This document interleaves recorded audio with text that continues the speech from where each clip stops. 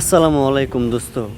যদি তোমার কখনো এরকম মনে হয় তুমি যেই দিকেই হাত বাড়াচ্ছ সেদিকেই বিপদ, অথবা তুমি যেই কাজটাই করতে যাচ্ছ সেই কাজের মধ্যেই বাধা চলে আসছে, কোনো ব্যবসা করছো তুমি সফল হতে পারছো না, ব্যর্থ হয়ে যাচ্ছ, যদি তোমার কখনো এরকম মনে হয় তাহলে তুমি এই কাজগুলো করবা আর এই কাজগুলো বাদ দেবে। সেগুলো কি? তুমি যদি ৫ ওয়াক্ত নামাজ না পড়ে থাকো, তুমি ৫ ওয়াক্ত নামাজটা শুরু করে দাও।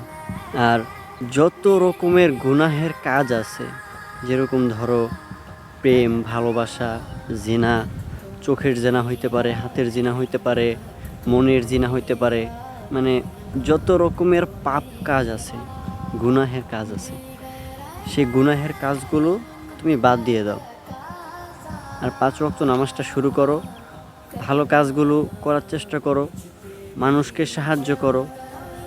আর সেই মহান রব যে তোমাকে সৃষ্টি করেছে, আমাকে সৃষ্টি করেছে, সারা পৃথিবীর সব কিছু সৃষ্টি করেছে, সেই রবের কাছে শেষ রাত্রে, মানে ফজরের আগে ২ রাকাত ৪ রাকাত তাহাজ্জুদের নামাজ পড়ে ২ চোখের পানি ফেলে সে আল্লাহর কাছে চাও, দেখবে চারিদিক থেকে আল্লাহ তাআলা তোমাকে সফল করে দিবেন।